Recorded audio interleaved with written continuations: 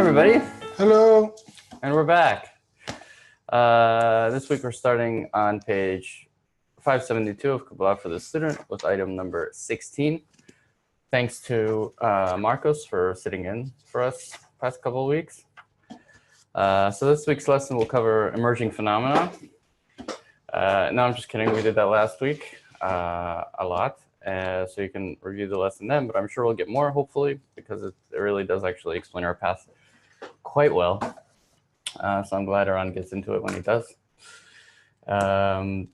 This week we will continue with the 4 phases and talk about the 5 discernments in the Masach, whatever that means. And it is kind of a complex topic. So before we review where we've gotten so far, would you like to? No, like last week we did a lot of reviewing. Like most of the lesson was a review, and so today we are ready to dive into a new topic. So you can just forget everything we've learned and start all over again. Just remember that we're learning in order to allow this force to change us, to give us a new heart, new brain coming from a higher degree, from a more connected degree. And that's it. Okay, so let's see. So, all right, so let's review the 4 phases, because we're going to start with item 16 at the bottom of page 572. And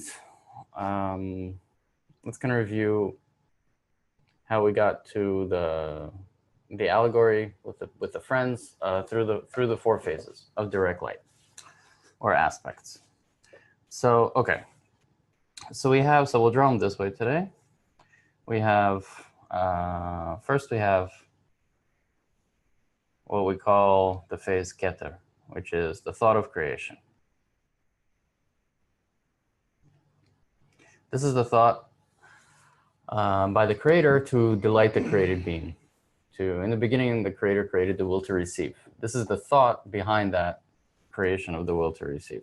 And that within it created a desire to receive the abundance that the thought had kind of in mind for it. And that desire is called Chokhmah.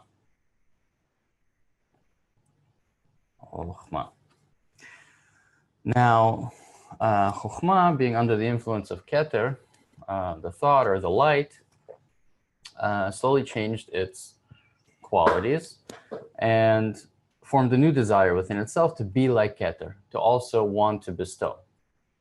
And that desire, formed within Chokhmah, is called Binah.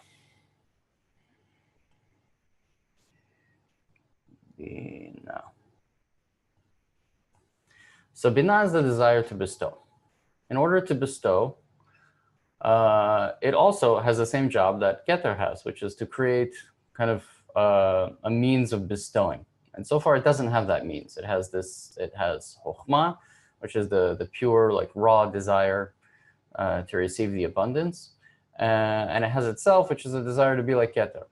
So what it needs to do is create some sort of system that will allow it to kind of adapt everything together and begin to bestow back to Keter. So that system is called Zerampin or Tiferet within itself. Since we're talking about the 4 phases, I'm going to call it Tiferet.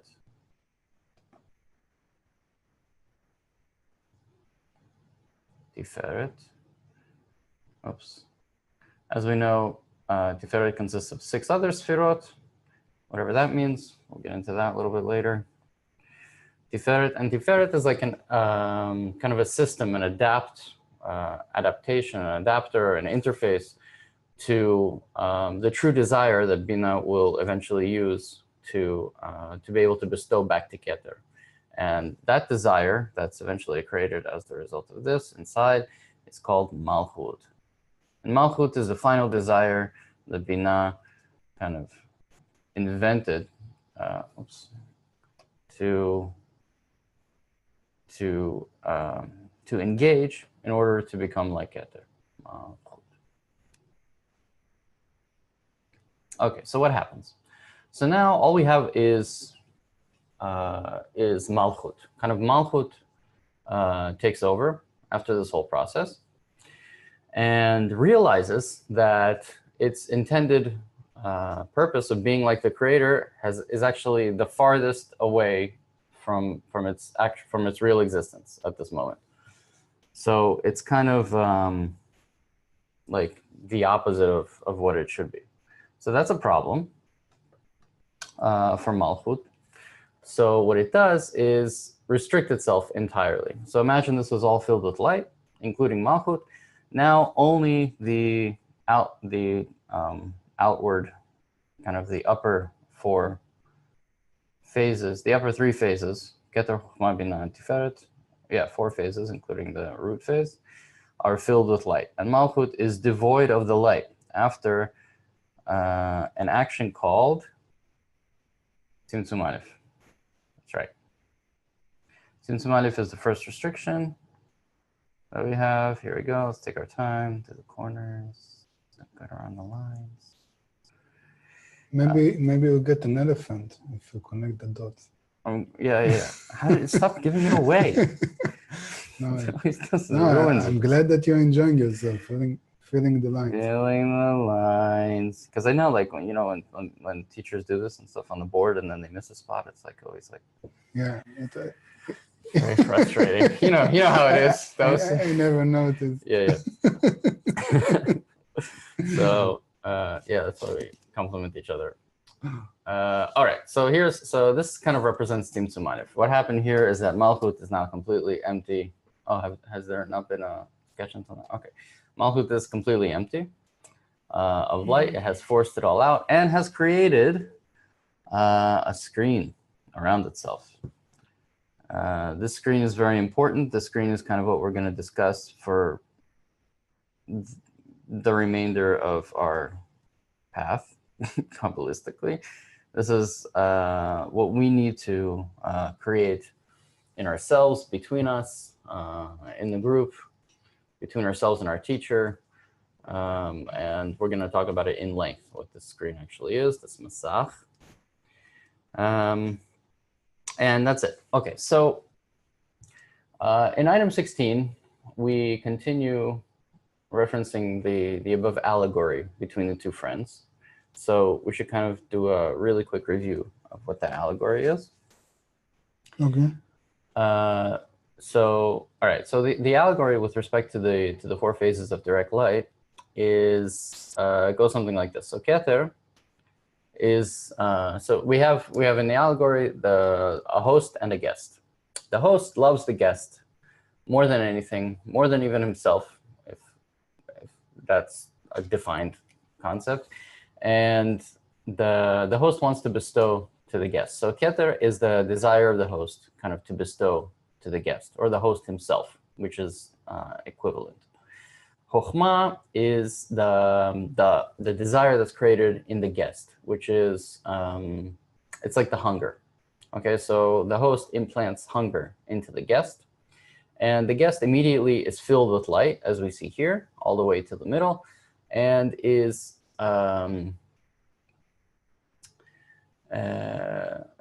right. So he's filled with light, and he's enjoying the light, and everything is good. But however, the light begins to influence the guest in a way, like he's enjoying the food, and the light begins to influence him in such a way that he also wants to be like the host or bestow back. And that desire is Binah. Binah is different from Keter in that it's a desire that the creature ascribes to itself, whereas Keter is a desire that the creature ascribes to the creator. So Binah, now the guest, you can think of, has acquired this new property called Binah. The guest is Binah. And Binah wants to bestow, the guest wants to bestow back to the host. So what can it do? So Binah doesn't have anything to bestow. There's nothing here that Keter wants except for the guest to receive. So it goes, okay, no problem. We can start receiving. I will receive, but I'm going to have to build this kind of complicated system, Tiferet, or Zerampin, in order to adapt kind of the abundance that you want to give me to a desire that can receive it properly, and that can fully enjoy that abundance. So it builds this system the guest, where it decides that it's going to be able to receive for the sake of bestowal. Cool. So all of that brings it into adhesion with the host. And this adhesion with the host reveals new desires, reveals the true love that the host has for the guest. And all of that combined, all of the desire, the desire of the host, of the guest to be like the host, to experience the love of the host, all of those things are manifested in Malchut now, the true, complete, and final kind of kli and desire. And then that's great. But at that point, then the guest realizes that, wait a second, I've been eating now to enjoy your love, to enjoy my closeness to you, to the host. But actually, I've been doing that entirely for myself as well. So I'm not going to do that anymore. I feel very ashamed because I feel the disparity between the love that you have for me and the lack of love that I have for you, and the love that I only experience for myself upon introspection. And so I'm going to restrict myself. So now we can read item 16, bottom of page 572. So 572 in Kabbalah for Beginners, Preface to the Wisdom of Kabbalah, item 16. From the above allegory between two friends, we can understand the matter of Zivug De'aka and the Or Chazer that rises through it, which then becomes new vessels of reception for the upper light instead of Bchina Dalet. We can compare the upper light, which strikes the Masach and wants to expand into Bchina Dalet, to the pleading to it, because as he yearns for his friend to receive his meal, the upper light desires to spread to the receiver. And the Masach, which strikes the light and repairs it, can resemble to the friend's rejection and refusal to receive the meal, since he rejects his favor.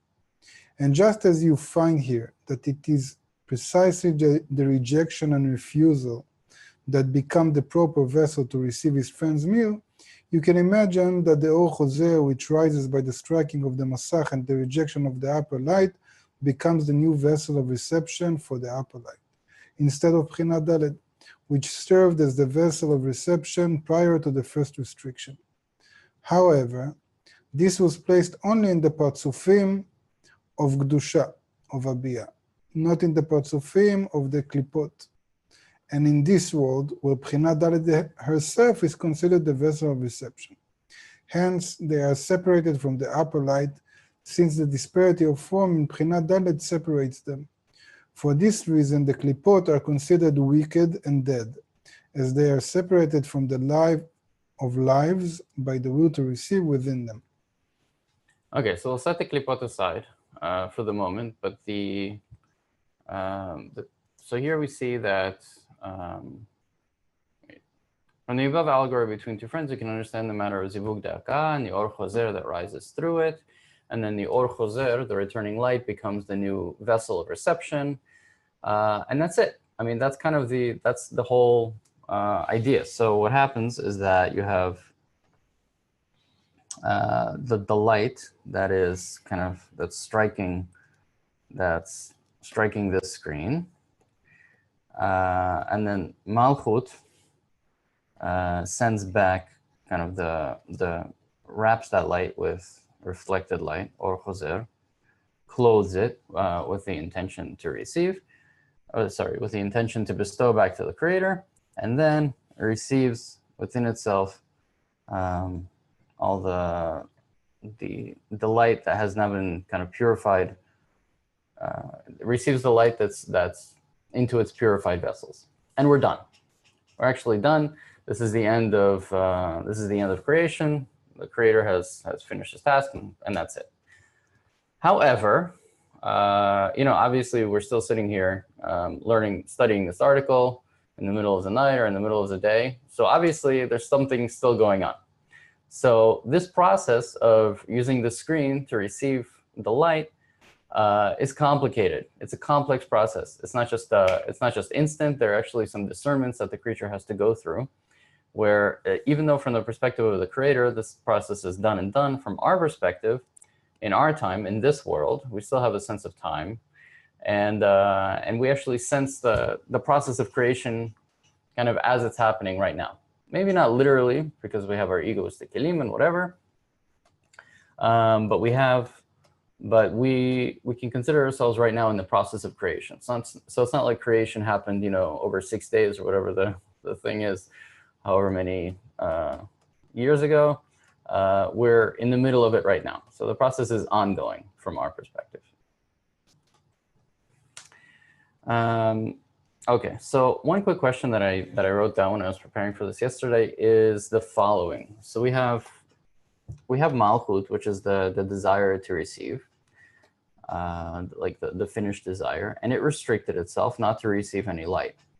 However, we know that Chokhmah is also it's also a desire, right? It's like a desire to receive. It's like the hunger itself. Malchut is the hunger plus a whole bunch of other stuff, but Chokhmah is actually like the hunger to enjoy the food on the table. So the question is, why isn't Chokhmah also restricted, of all things? Like, why does the restriction end here? Why not also restrict Chokhmah? This is a question that kind of bugged me for a while. If it's a desire to receive. So I'll let you think about that for a little bit. And then what else do we want to add to this? Okay, nothing for now. This is just a review, and I think the next item is also a review. So we're gonna move on a little bit, but I'll give you the answer, lest we forget the question. The answer, the most basic answer is that there's no intention in Chokhmah. Chokhmah is just a pure desire. It's like an embryo in a womb. So it has nothing to be ashamed of. There's nothing wrong with it. It's not against the will of the creator, because it has no intention to receive for itself. There is no such quality. The problem here, what this is meant to point out, is that the main thing that we need to correct is the intention, and not the desire. The desire remains exactly as is, but the intention is inverted through the help of this adaptation, or the Masach, the screen. All right, 5 discernments in the Masach. Item 17. Also a review from last week. 17. Thus far, we have clarified the 3 basic elements in the wisdom. The first is the light and the kli, where the light is a direct extension of his essence, and the kli is the will to receive, which is necessarily included in that light. One departs the emanator and becomes an emanated being to the extent of that desire. Also, this will to receive is considered the Malchut discerned in the upper light. This is why it is called Malchut, by way of he is one and his name is one, as his name in Gematria is Ratzon, desire. The second matter in the clarification of the 10 Sfirot and 4 worlds Abiyah, which are 4 degrees one below the other, the will to receive must hang down through them until it is completed, kli and content. The third matter is the tzimtzum and the masach placed on this vessel of reception, which is Bchinat Dalet, in return for which new vessels of reception were made in the 10 Sfirot, called Or Chozer.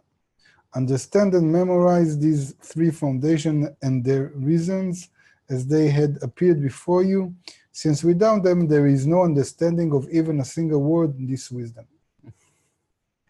Okay, so these were actually covered quite beautifully last week by Eran and Marcos, so I'm not going to go too far into them.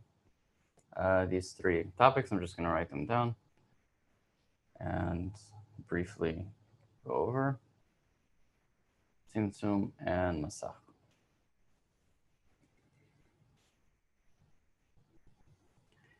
Masach. Okay, so again, you can review these concepts last week. There was some time dedicated to them. And okay, so light and kli. Light and kli, what can I add? So light and kli is, this is the fruit or the result of creation itself. So both of these were emanated from Atzmuto, or the essence of the creator. The light was emanated first, and you can say that the kli came as a result of the light.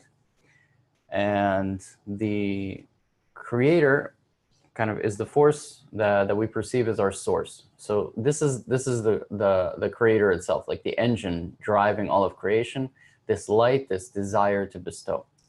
But the desire to bestow kind of has no meaning without, for our purposes, has no meaning without a kli to perceive it. So these two act as a perfect system. Number 2, 10 sfirot and 4 worlds. So this is kind of like the interface between these two, the light and the kli. The kli perceives the light through 10 sfirot and 4 worlds. This is very important. We see that in the beginning, these are all kind of rolled up into one thing, into one pure perception as this is happening. But this is, like these are the creatures or the klis kind of organs of perception of the light. This is how the creature perceives the light. Last thing is tzimtzum masach, and these create the true kilim. So without the tzimtzum and the masach, without this mechanism in place, the kli just wouldn't work, or the kli would work on the level of chokhmah, like a very, very tiny, small, or you can even say binah, tiferet, or whatever. But without the tzimtzum and masach, there's no infinite abundance. It just kind of falls short of the idea that the creator had for it. Would you like to? Yeah, maybe let's take a question. Let's say that differently. So the diagram is still before the Big Bang, Benjamin is asking. So maybe just to add, yes, that Big Bang is like a beginning of a very specific resolution of perception of the reality that is called the level of this world, okay? And we're talking much before that. At this point, as maybe think of it like this. You have some kind of matter on which this matter, what also this matter is a question. Is it a matter that we can touch? Obviously, we know that even in our world, this matter is nothing but a wave of a function wave, or I don't know how you want to call it in the most fundamental way. And it's mostly vacuum more than particles, but let's say we have some kind of matter, something called matter. This matter is like a surface upon which a phenomenon that is called light can be felt or not felt.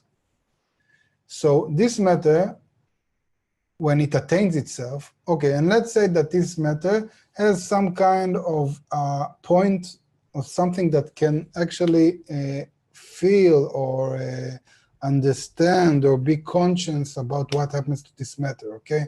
A point that is a result of that matter, okay? So let's say that if you develop that point, you can actually feel the most fundamental frequencies or qualities of that matter. So these qualities are what Dan just explained in the 4 phases of direct light, that the matter feels that in the core of it, in the most fundamental level of it, in the basic level, it is built of 5 or 10 basic frequencies. So the one is a quality that it calls Keter. What is this quality of Keter? That it senses that it has a source, that this matter senses that there was something before it, something to desire to attain, some kind of cause, some kind of goal. This is called Keter. And then there is a quality that perceives. So it feels that that its quality is about observing, and all this livelihood, all of its attainment, all of its, I don't know what, you can call it chokhmah.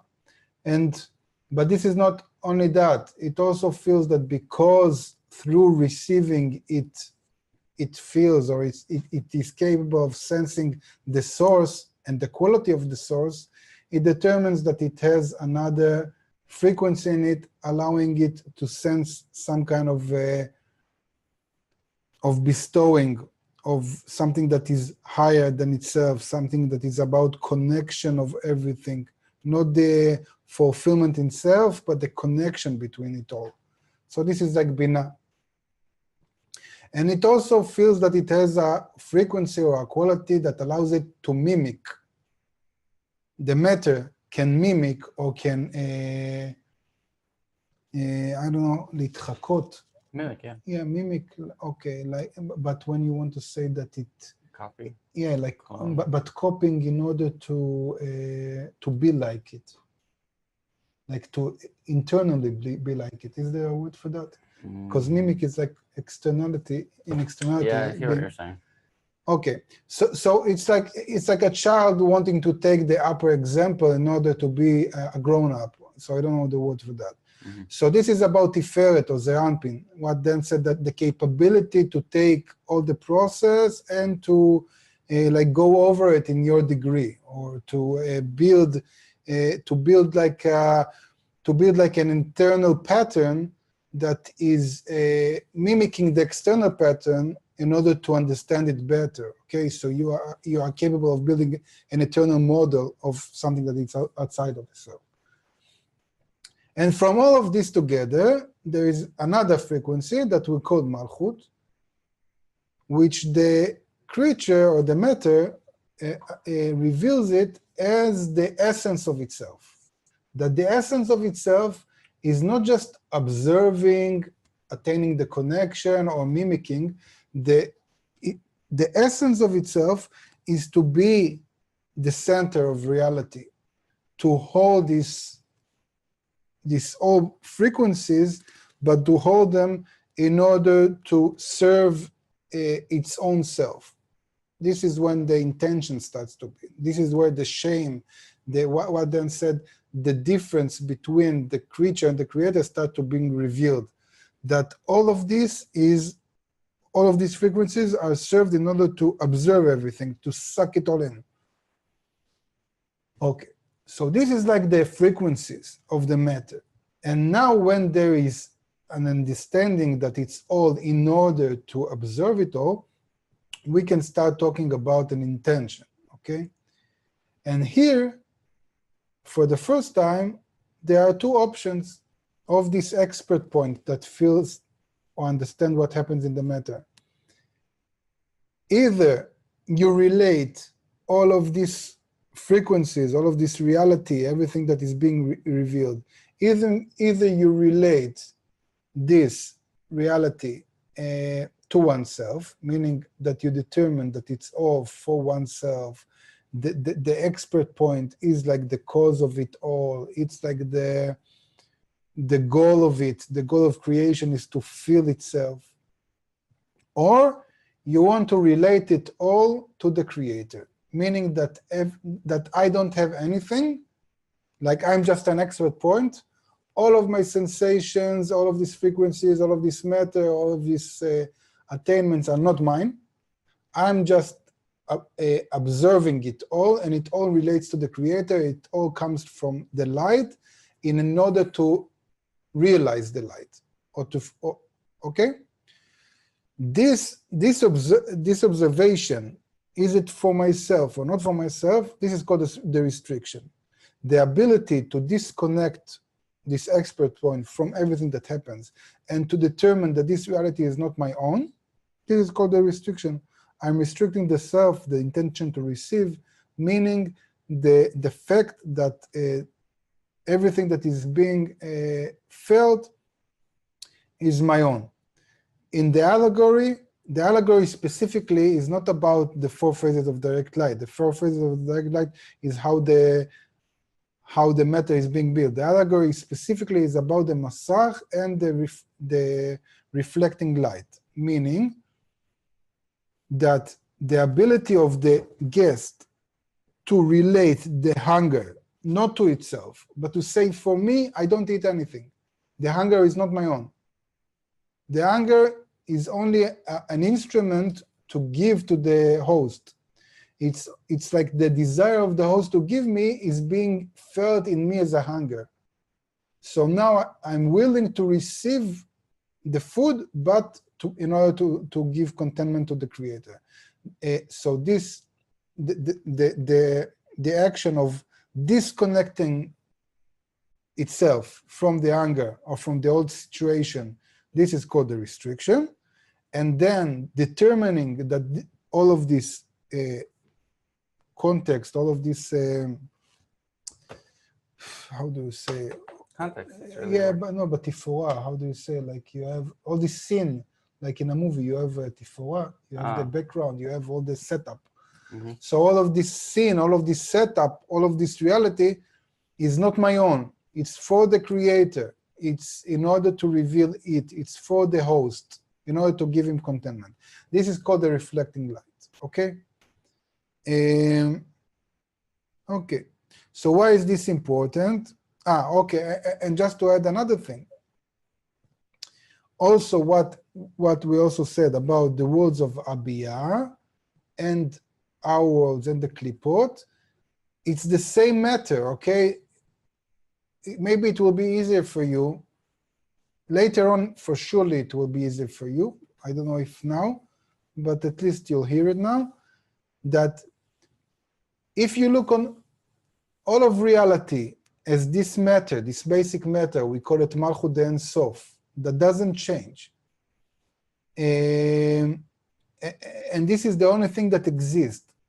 So if you exist in a reality in which you relate it all to the creator, this is called the words of Atzilut, Bria, Yetzirah, and Asiyah. And it depends what level you are in.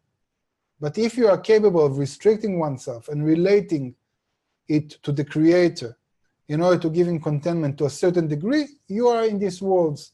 Depends to what extent you are capable of leyached. I couldn't find the word in English. Oh, I remember this. Also last time. I don't know this word. It's like yeched. Leyached means like to bring it all to a singular point, like, I don't know, like a singularity kind of moment that you bring all reality into one point, everything is connected and it's for the creator. It's not about me. It doesn't, nothing is owned or relates to me. It's all for him. And what is the creator? A higher level of myself, a more connected reality. So this action of leyached, of bringing everything into oneness to the creator, if you are capable to do that action, meaning that you restrict yourself, because if you don't restrict yourself, there is you.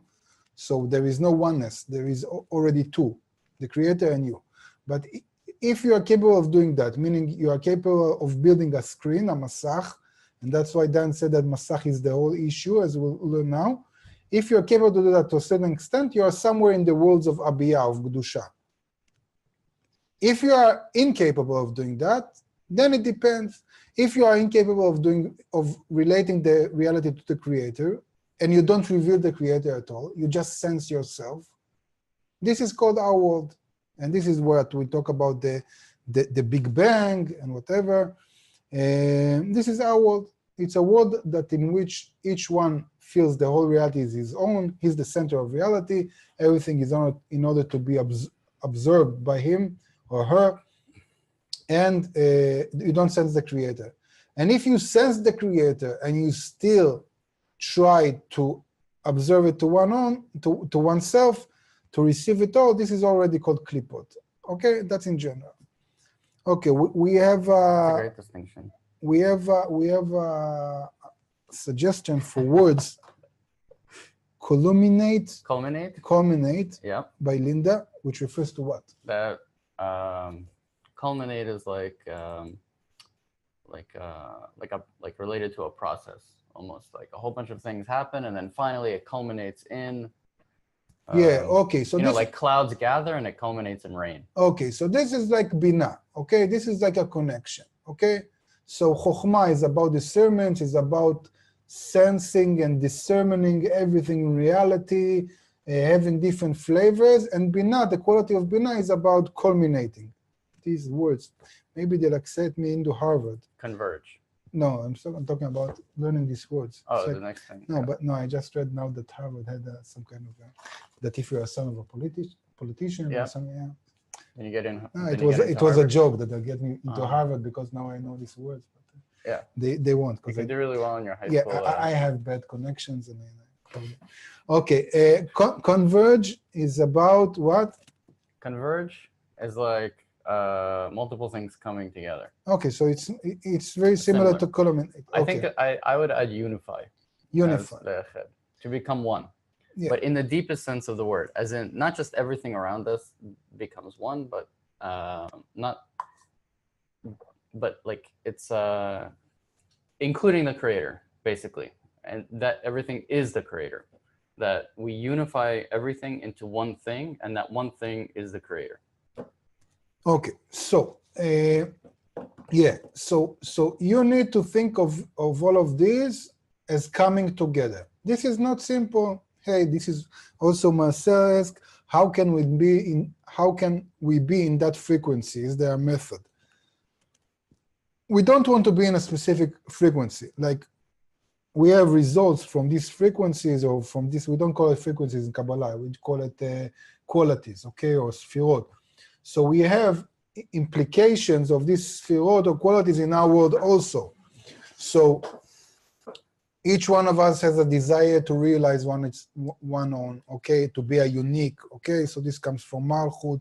We have some kind of sense, we have different methods in our world that talk about how to achieve this culminate on convergent, how to, by nullifying yourself or not feeling yourself or litnazer, like detain yourself from everything. Abstain yourself, okay? And then you can feel the wholeness of nature, or you can go on a hike in nature and try to feel it, or we have different methods to try to observe everything and attain, like chokhmah. So we develop philosophy and science, or all kinds of methods. We don't want to do any of that.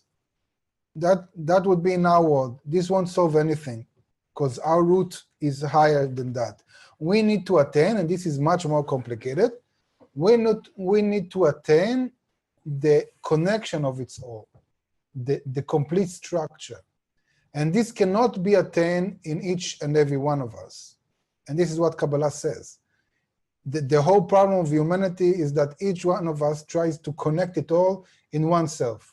It's impossible because you don't have the depth. You don't have we call it vessels. You don't have the observations. You are like one-dimensional perception if you try to attain it on yourself. So everything that Kabbalah says is that you need to develop different senses instead of your 5 corporal senses that you try to attain through yourself. And these senses are the vessels of the others. So you need to rise above the illusion that the others are disconnected from you. You need to attain how they are part of you, meaning there is no difference. You are all one entity. And by doing that, then the desires of the others,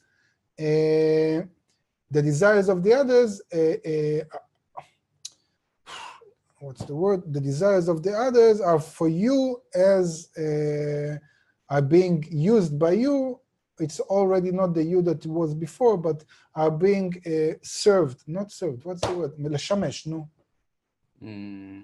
Yeah, it's like used. Yeah, it's not. It's more than English is a problematic. The desires of the others are being like tools in which you feel this in this common vessel. Everything comes together. So both the nullification. It's not both. Both is for tools, like right? It's like. Not both is when you want to say two, right? But when you want to say everything, like you want to say this and this and this and this, how do you say? You just leave out the first and. You say this and this and this and this and this and this. Because you start the sentence with gam, right? You want to start it with gam. Okay.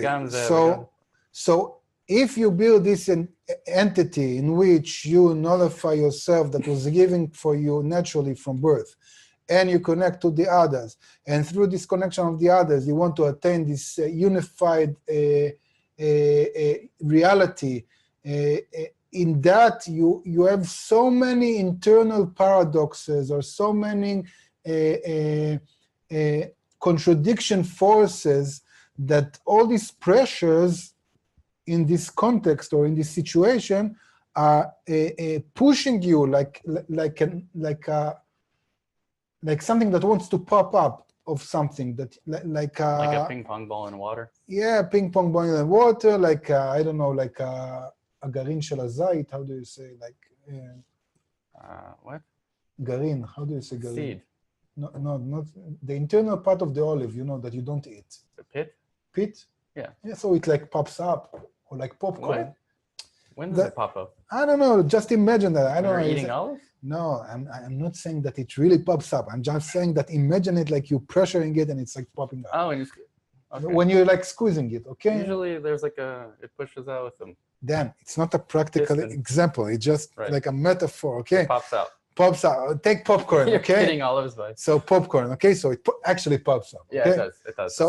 So anyway, what I want to say that in this context, in this situation, you have so many forces and things coming together that all of this come together. This is for Marcel's question. How is it practical? It's practical. We cannot force it. We just create the circumstances that it happens, like just like falling asleep or growing up. I don't know. It's like popping up. Okay, that's it. Okay, anyway, we have more questions if you want to answer.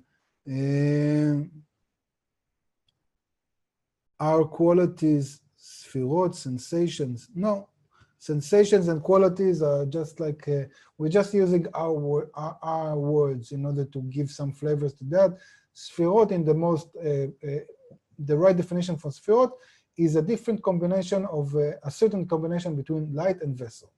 So that's why I wanted to call it frequencies, but you can also call it like, how do you call the Mendeleev table? Is the periodic table? Periodic table. Of elements?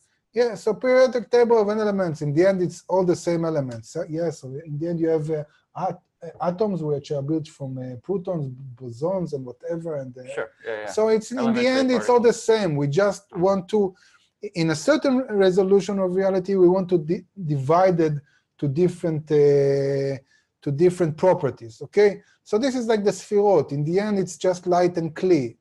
But on a different level of resolution, these are the 10 basic ones. That's actually a good point. That this is one of the really beautiful examples Rav gave for varying aviyut that we're going to talk about in a second, where if you think about aviyut like protons, for example, in an atom, as you add aviyut, or kind of thickness or strength of desire, the quality of the kli, of the vessel, changes radically. Like if we go from hydrogen, which has one proton, to helium, which has two protons, it's the same proton, they're just connected with a neutron. They're completely different. Hydrogen, burns violently, think the Hindenburg that was filled with hydrogen, and then helium is completely inert. You can't do anything to it. It doesn't react at all. And they're just one proton away from each other. Yeah. There are many cool stuff in that. If you're interested, we have actually a friend, Professor Ephraim Eliav, which is doing quantum chemistry. And he's actually, for a living, that's what he's researching matter and how to build new kinds of elements in this periodical table and how to create new matters, like a shield of a car that will be light and stronger than everything.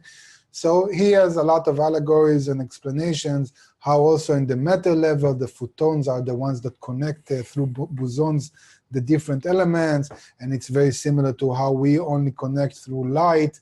And there are many cool stuff there, so if you're interested, we can refer you later on. Yeah, it won't help you though.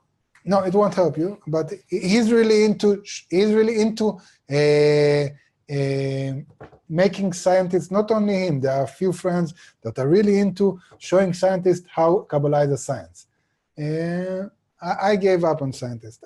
I'm more into just taking elements from science, explaining Kabbalah, but... yeah, I agree, actually. We do agree on this. Yeah, but everyone and his own internal passion. But as long as you try to disseminate, it's good. Right. The problem with science, actually, I noticed, is that either, like, if you bring up a bunch of scientific examples, people either get confused, or if they're not confused and they know what you're talking about, then they just get super frustrated because it's like totally irrelevant. Like, I gave up because I tried for many years, but I was really surprised that a lot of the scientists that are really dealing, with the most profound things in nature, like the elements, the laws, they don't really care. Like, they don't really care why and for what. They just have like this, not all of them, but a lot of them have this very specific spectrum in which they want to understand, and they have their career, and they need to make this work and to understand that, and they don't go above to higher questions. That was no. That's the thing. You frustrating. start out caring, but then you can't think about it you can't have like a 10,000-foot view every day of your career. Eventually, you have like these little things that you progress in evolutionary. Yeah, I think it's also a lot about the, how do you call it, mimsad, like bureaucracy, not bureaucracy, like the organization. Like in the government, that you start out and you will say, I'm gonna give my life to the country, I'm gonna work for the government, and then I'm willing to give up, I don't want to make money just to work in the government. And then after a year in the government, you see how everybody is corrupted, how everything is worked. You are also so frustrated that they don't let you change anything, that you become more corrupted than everybody. So I guess it's the same with science. Yeah, that's sad, but we are all in the end results of our own environment. All right, so let's. So that was all review. That's good. 3/4 of the. Yeah, that's not good. We don't start this topic. It's okay. The next couple of things are. So we just read 17, right? So 18. All right, we're gonna read item 18 just in a second at the bottom of page 573. But so this covers. I just want to intro this with to remind you, recall that the hunger is required to clothe something in intention. So that desire to receive is required to be fulfilled to even have an intention on top of it. That sounds really out of context right now. So let's read item 18. And then we'll see what I'm talking about. 18. Now we shall explain the 5 discernments in the Masach, by which the levels change during the Zivug de'akah performed with the upper light. First, we must thoroughly understand that even though Bchina Daled was banned from being a vessel of reception for the 10 Sfirot after the Tzimtzum, and the Or Chozer that rises from the Masach through the Zivug de'akah became the vessel of reception in its stead, it must still accompany the Or Chozer with its power of reception. Had it not been for that, the Or Chozer would have been unfit to be a vessel of reception. So that's what I was talking about, where the desire needs to, the Or Chozer is just the intention to receive for the bestow. sake, to bestow, to receive for the sake of bestowal. From the host, but you need something to receive too. You need like you need like a deficiency to receive into. That's why we still need that original desire. Yeah, that's like in the allegory is that without the hunger, you don't have any connection. You don't have any basis for connection between the host and the guest. You should also understand that from the allegory in item 15, we demonstrated that the power to reject and decline the meal became the vessel of reception instead of the hunger and appetite. This is because hunger and appetite, the usual vessel of reception, were banned from being vessels of reception in this case, due to the shame and disgrace of receiving a gift from one's friend. Only the powers of rejection and refusal have become vessels of reception in their stead. As through the rejection and refusal, reception has become bestowal, and through them he achieved vessels of reception suitable to receive one's friend's meal. Yet, it cannot be said that he no longer needs the usual vessels of reception, namely the hunger and the appetite, as it is clear that without appetite for eating, he will not be able to satisfy his friend's will and bring him contentment by eating at his place.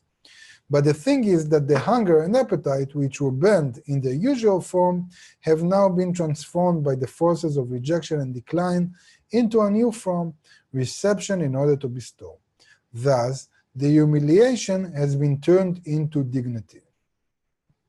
This is a very important thing, that the humiliation becomes into dignity. Also, we use it when we talk about our work from below upwards, that the less a person occupies reality, meaning the less he's feeling it with his pride, with his desires, with himself as the goal, as the result, the more he's making a space or place for the creator to reveal himself. It turns out that the usual vessels of reception are still as active as ever, but have acquired a new form. You will also conclude concerning our matter that it is true that Bchinat Daled has been banned from being a kli for reception of the 10 Sefirot because of its aviyut, meaning the difference of form from the giver, which separates from the giver. Yet, through correcting the Masach in Bchinat Daled, which strikes the upper light and repels it, her previous faulty form has been transformed and acquired a new form, called Or Chozer, like the transformation of the form of reception into a form of bestowal. All right, so here a question always comes up.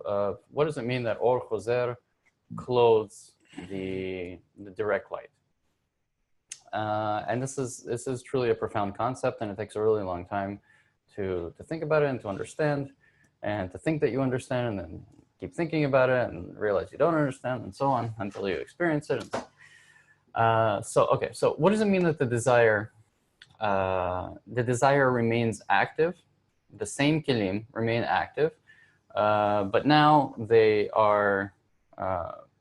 take on a new form, a usual form. So this touches on what Eran pointed out earlier about the restriction. So the restriction, and this is a really nice explanation, by the way, is that if we think about it, that instead of just pushing back from the desire, I'm not going to eat. But instead I'm going to relate the hunger, and I'm just repeating what Eran said. I'm going to relate the hunger to the creator. This is no longer my hunger. I don't care about this hunger. This hunger doesn't belong to me. It's now only just a tool to please the creator. That is the nature of the restriction. That changes the form completely of the hunger, of the vessel. And by first we do that, we cut it off completely. However, the hunger still remains, right? It's like it's a desire that's felt that demands attention, and it demands attention from the pleasure that's constantly striking this new force that's pushing it back, the screen that's pushing it back. The creator has the food in this case ever present in front of the creature, in front of the guest, and there's the hunger that's there, and the only thing that's blocking the pleasure from coming in is this screen. And so what we say that rises from the screen is the Or Chozer, the intention of the guest to use the hunger below the screen in order to please the creator. So the light that comes in is like the pleasure on the table. Let's say you have, I don't know, a refreshing beverage on the table, and you're super thirsty, and this is exactly what you want, and it fills all of your desires, and you're looking at it, you feel that desire burning inside of you. However, you realize that desire belongs entirely to the creator. That realization and the pleasure that you imagine the creator would get from you consuming that beverage is the Or Chozer. It becomes it's the new kli, like the pleasure that you imagine that the creator would have.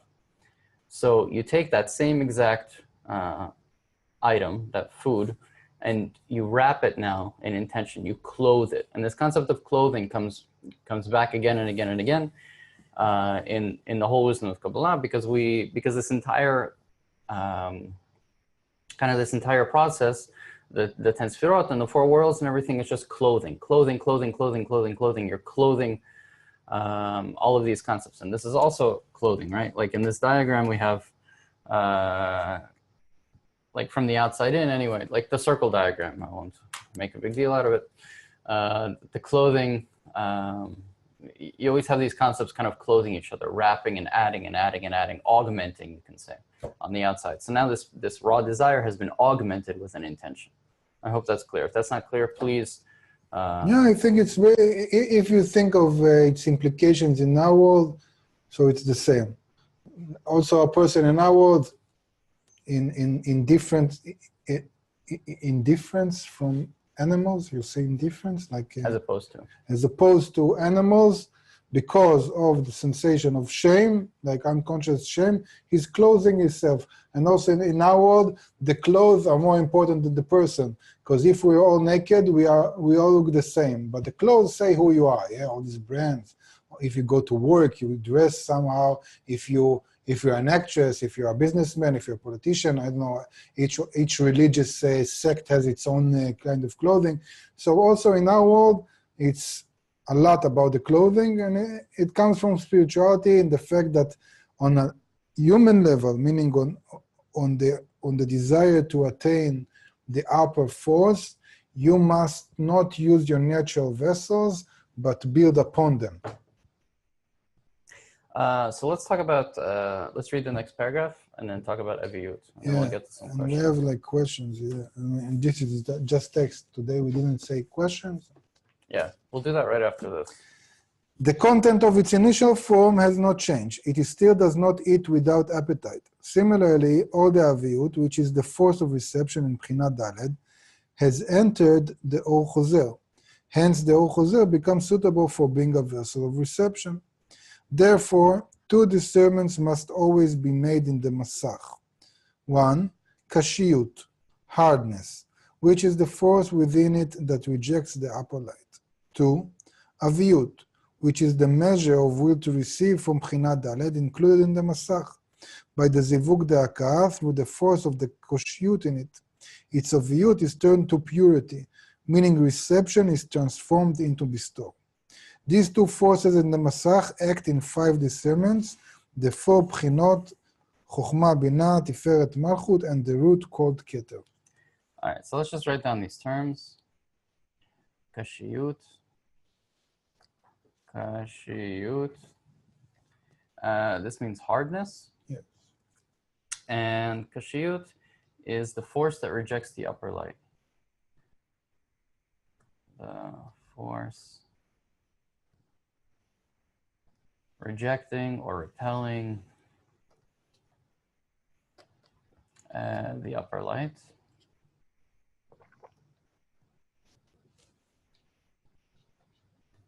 Upper light. So this acts first. This is like the gatekeeper. Nothing gets through. And this is the direct result of Tzimtzum Aleph. This is the result of attributing the hunger to the creator. So first of all, we say, okay, whatever I experience, whatever desire I have now to just let all that light through, I'm not going to do that because I decided back in Tzimtzum Aleph that nothing gets through for my own sake. That's it. This is no longer my desire. This is a desire of the creator.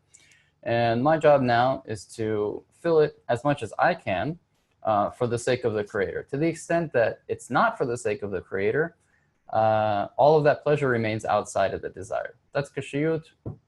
And it's just like the first thing that the light kind of impacts on the screen. The other thing that we have is Aviyut. So Aviyut is literally thickness. Hunger. Hunger, yeah. So it's the force that attracts. Force that attracts the light. That attracts the upper light. Without Aviyut, there would be no Zivug. And we'll see that actually as the Masach evolves, we see that it loses Aviyut over time, which is the next topic that we'll cover. And when it runs out of Aviyut, when it runs out of like this desire or sensation of a desire, then the Zivug stops. There's no more Zivug because there's no more, it's like the guest isn't hungry anymore. So there's nothing for the host to offer the guest. Think of it. When I was reading, I thought maybe Zivug De'akah is clear enough. Like we went over it enough, you think? No, not at all. Okay, so So we need to. We'll talk about that also in a We second. need to explain what is zivug da'aka. Yeah. So we'll talk about that in a second. So the aviyut attracts the upper light. It's purified by the kashyut. So the according to this item. So the aviyut is like without the kashyut, the aviyut would just be raw desire for the sake of the creature. However, the kashyut, the force that stops and rejects the desire, that rejects the pleasure from the host, purifies it, turns the humiliation into dignity or respect. So that's an important thing, and that's it. So what I wanted. Okay, so actually, item 19. We'll do some questions right now. Okay. Before that, I guess we can mention we didn't talk about. Did he talk about even zivug here? I don't know. By zivug da'aka through the force of the kashyut. Do we want to go into that now? Let's do some questions first, because I think zivug gets covered.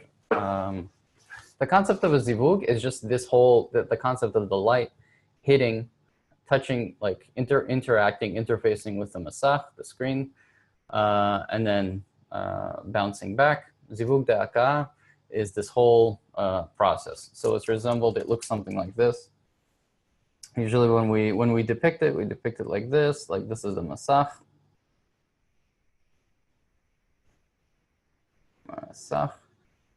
Sharata sirtut. And then the upper light hits. So that's the upper light. The upper light hits it, bounces off due to so the upper light is kind of attracted down by the force of the aviyut, bounces off due to the force of the kashyut, and any light that can be received for the sake of bestowal is received inward as inner light. So this is upper light, this is returning light, and this is inner light. And that's the zivug da'aka. And we're not going to go into too many details now because this is covered in depth in subsequent chapters. Okay. So we have questions unless you want to add something. No, this is zivug is mating and da'aka is striking. This is what the meaning of the words. Okay, so Linda asks, can this process be applied to all of our desires? She relates to the process of determining that the desire is not mine by the but from the creator. Can I answer that? Yes, please. Okay. Linda, me and Dan said that we need to determine that the reality you see or the desires that appear in you or the hunger is not your own but the creator's, for the simplicity of the example. In practice, you can never do that because every desire that you have inside of you, you're incapable of rising above it. It's stronger than yourself. That's why we were giving a reality in which we don't feel the whole reality as our own. We just feel ourselves as a small pixel, like a small ant, like nothingness compared to the universe, to the 8 billion people around us. And this is a huge help because it allows us to naturally feel that the desires of the others are not our own. So now you can start to understand why in Kabbalah we don't work with our desires, but with the desires of the others. And we pray for the others. We want to connect to the others because naturally we feel in the beginning that the desires of the people around us are not our own. This is exactly like the restriction. This is what we mean by relating our own desires not to ourselves. So this is a huge help from above. Later on, when we advance, we'll start to feel the desires of the others as our own, and then we'll have in spirituality a new kind of work that we need to restrict that and connect more external desires. And this is our work all the time, that we expand ourselves. We always like gather in or absorb or Consume? Yeah, there is a better word, like cooptation, you say in English? Cooptatia. Cooptatia, when you have somebody that is against you and you bring him on with you. You know, like in politics, you know, it's called cooptation. I don't know if it's the same word in English. So anyway, this is like cooptation. You take like external desires that are not your own, and you make them your own, and this is how you advance. Okay, next question. Benjamin asks, how does this creator have a desire? How does this creator have a desire? So we don't say that the creator has a desire. We explicitly say that the creator does not have a desire.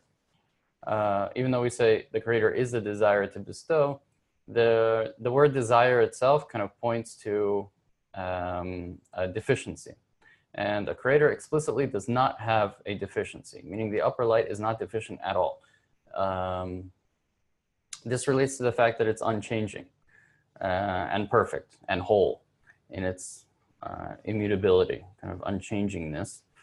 And so why do we say that the creator has a desire? Because we, as the creature, attain the creator in the sense as the desire to bestow to us. So being a desire ourselves, we can only relate to other things kind of as we are. You know, you kind of like project yourself onto everything else. So in the creature's projection of its desire to the manifestation of the creator inside of it, the creature says, this thing, whatever this thing is, wants to bestow to me. I feel love coming out of it.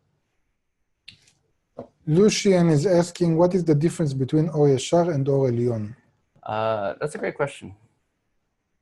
I'm not sure we have the tools to discern between these two. So the Or Yashar is a direct light, and this is the, okay, so I see. So in the Zivug, we mentioned that this is the upper light, and classically in the Zivug, this is the direct light.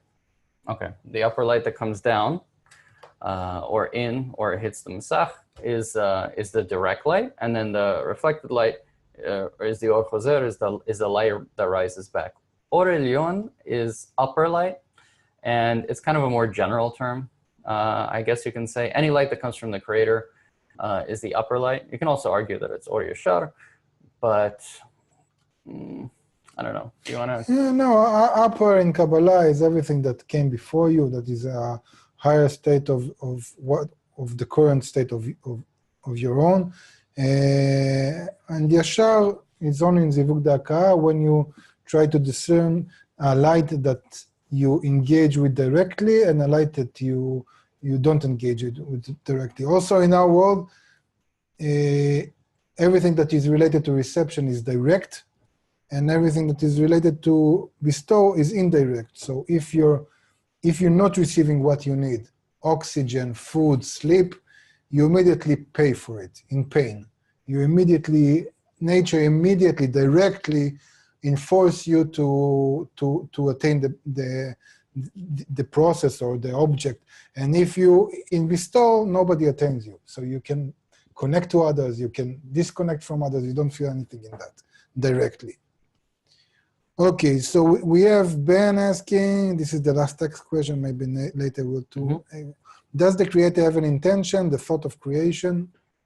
I guess I can think of the creator actually as pure intention, as the intention to bestow. And again, this is as a result of like attainment on the side of the creature. The creature just attains the creator as this force that the creature feels has the intention to just give, to bestow.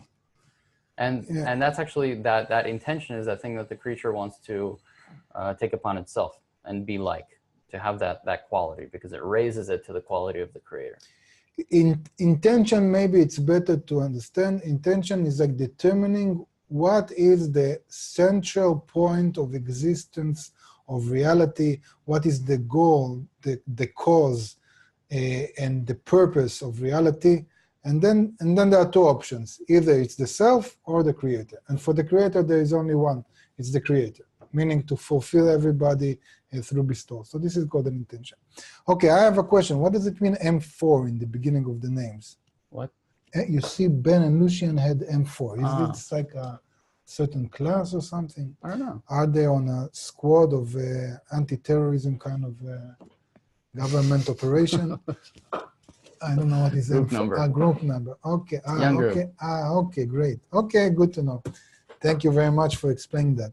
Okay, want to take questions? Yes, would anybody like to? Yeah. Hey guys, can I ask a question? Sure. It was about a previous lesson. It was talked about that the universe is like this one law of kind of like love and bestowal. Yet it was kind of mentioned that whether the universe is almost indifferent to whether we achieve this state of mind or not. So I was kind of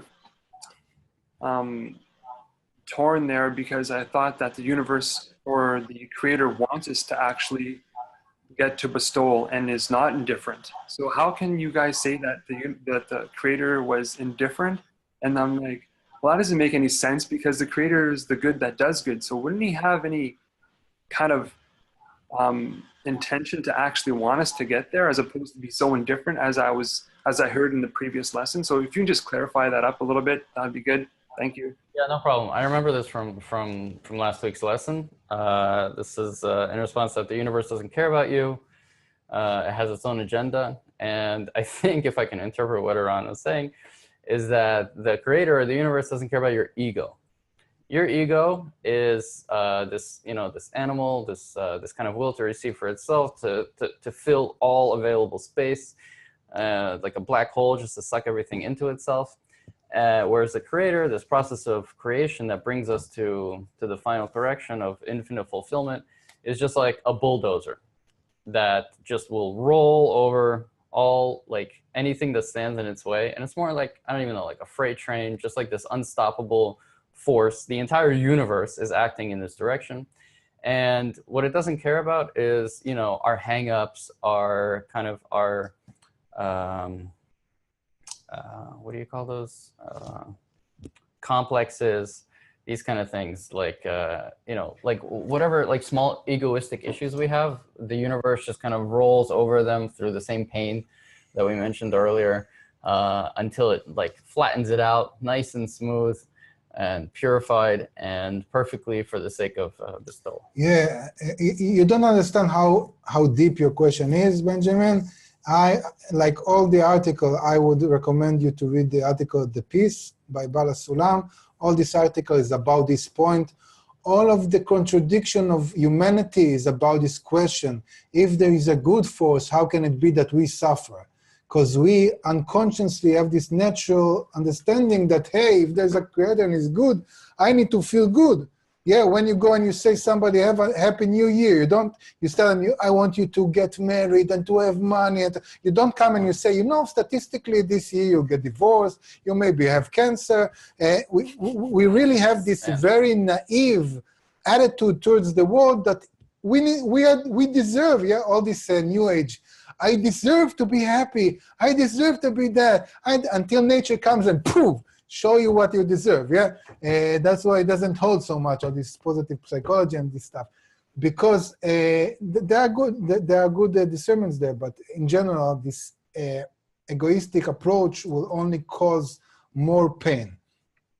This also comes from the creator, by the way, that sensation that I deserve something, that I'm the only one, that I'm the center of the universe. That is exactly like the quality that the creator imbued in the creature. The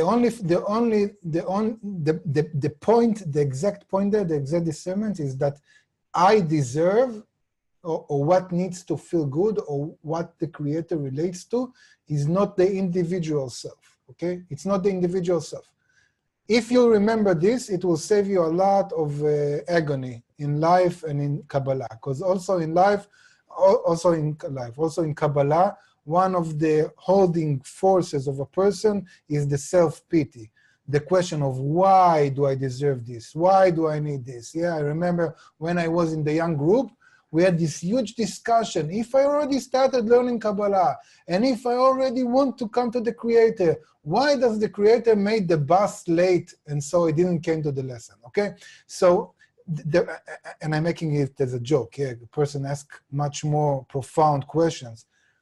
I've asked myself the bus question. Yeah, the bus question. Okay. You see, some people ask about sickness or failure in life or in business or in family, but you had problem with the bus. Everyone and what the Creator gives them. So if you remember this very specific point, that the creator does not relate to anybody individually.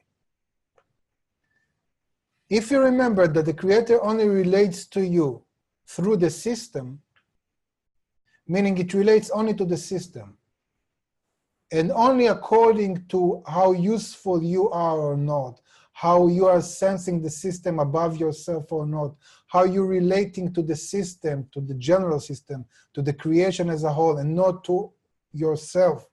And you relate your personal states, good or bad, not to yourself, but to the system. Read first article in Shamati, none else beside them.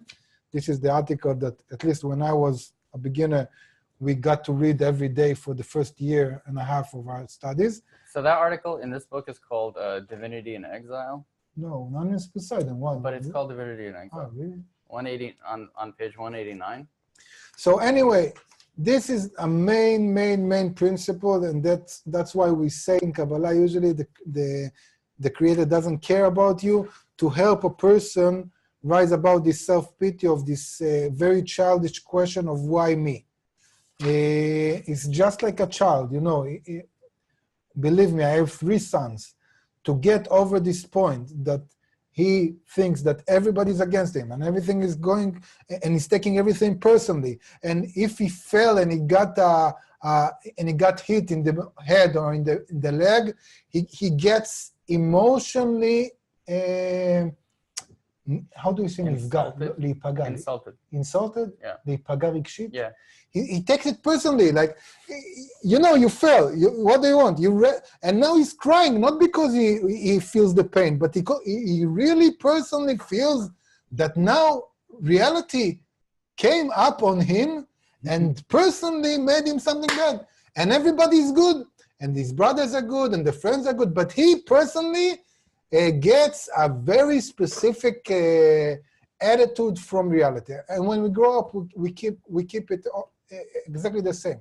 And when you get everything personal, this is a problem, because you cannot advance. So what I got in the morning is personal, what my wife did to me is personal, what I got it from the boss in the work is personal, everything is personal. I have a personal, like חשבון פתוח.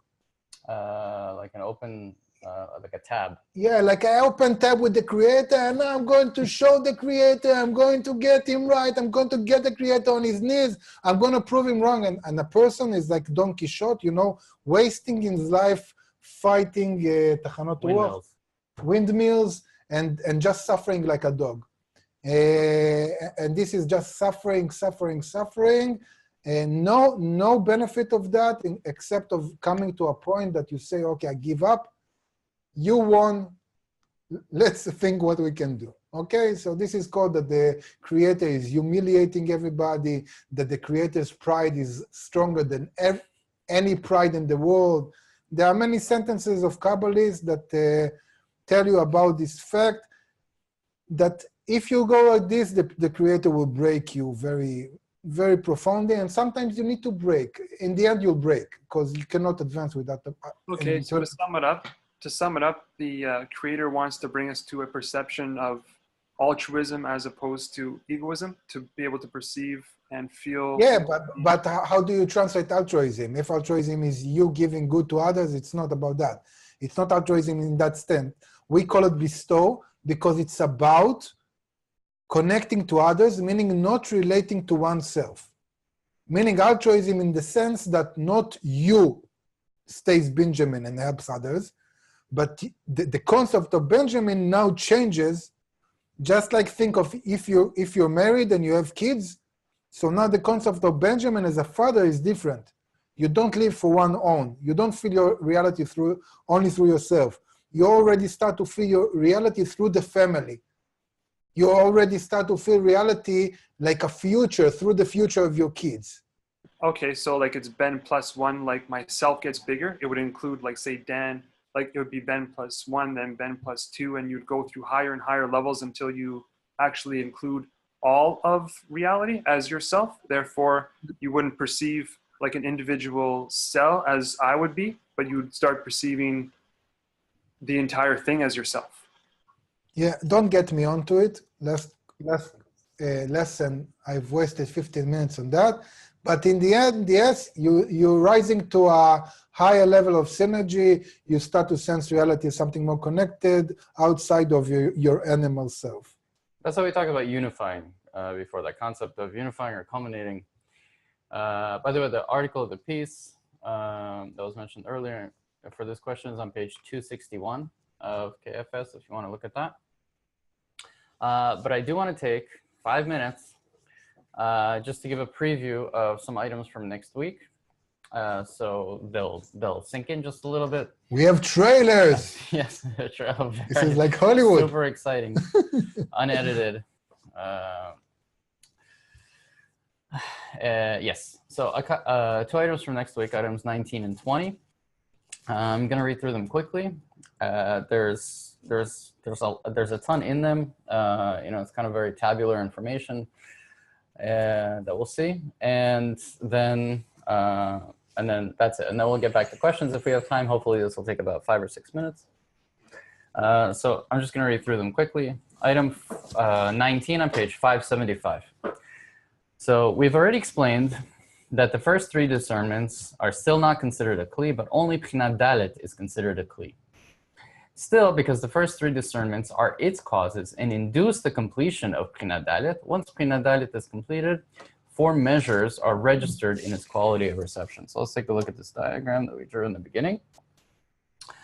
Pchina Aleph is the slightest measure of the quality of reception. Pchina Bet, the second quality, or Bina, has more aviyut than Pchina Aleph in terms of its quality of reception. Pchina Gimel has more aviyut than Pchina Bet in its quality of reception. And finally, Pchina Dalet is the thickest of all, has the most aviyut, and its quality of reception is perfect in every way. So when we say that the Creator created the will to receive, we're talking about Pchina Dalet. We should also discern that the root of the 4 Pchinot, which is the purest of them all, having the least amount of aviyut, is included in it as well, and that's Keter. That's the root. These are the 5 discernments of reception within Pchina Dalet, which are called by the names of the Sfirot Kachab, Keter Tum, Keter Chochma, Bina, Tiferet, and Malchut, as we see in this picture diagram. Ana, Sirtut. Ana, צריך סרטוט. Okay, it's coming. Included in Pchina Dalet, since the 4 phases are Chub Tum, Chochma, Bina, Tiferet, and Malchut, and the root is called Keter. Okay, great. So we'll get into that in depth next week. Item 20 is similar to item 19. I'm going to go over that. We'll have one little extra drawing, and then we'll get back to questions. So item 20. The 5 discernments of reception in Pchina Dalet are called by the names of the Sfirot Kachab Tum. This is a non-trivial point, that the 5 discernments in Pchina Dalet are also called by the names of the preceding phases. This is so because prior to the Tzimtzum, while Pchina Dalet was still the vessel of reception for the 10 Sfirot, prior to the Tzimtzum, of the 10 Sfirot included in the upper light by way of He is one and His name one, meaning everything was entirely unified, meaning that the creature, as we talked about this entire lesson, attributed its desire to the Creator. Since all the worlds are included there, its clothing of the 10 Sfirot in that place followed these 5 Pchinot. Each Pchina of the 5 Pchinot in her clothed its corresponding Pchina in the 10 Sfirot of the upper light. Okay. Pchinat Shoresh, the root phase in Pchina Dalet, clothed the light of Keter in the 10 Sfirot. Pchina Aleph in Pchina Dalet clothed the light of Chochma in the 10 Sfirot. Pchina Bet in her clothed the light of Binah. Pchina Gimel clothed the light of Tiferet. And her own Pchina clothed the light of Malchut. Hence, even now, after the first restriction, after this happened, when Pchina Dalet has been banned from being a vessel of reception, the 5 discernments of aviyut in her are named after the 5 Sfirot Kachab Tum. What does that mean? Let's zoom in. So we're going to zoom into Malchut for a second, literally. And Malchut has within it also a copy, has its own representation of the external Sfirot. So that means that Malchut has inside of herself Keter of Malchut. So we have Keter, likewise, we have the Chokhmah of Malchut. Chokhmah, Bina. Just gonna write them out. Tiferet.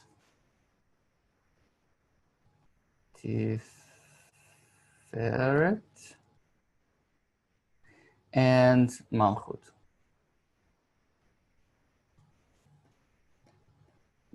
And these guys are all internal discernments of Malchut. So you can think of this as the way that Malchut perceives the phases around it.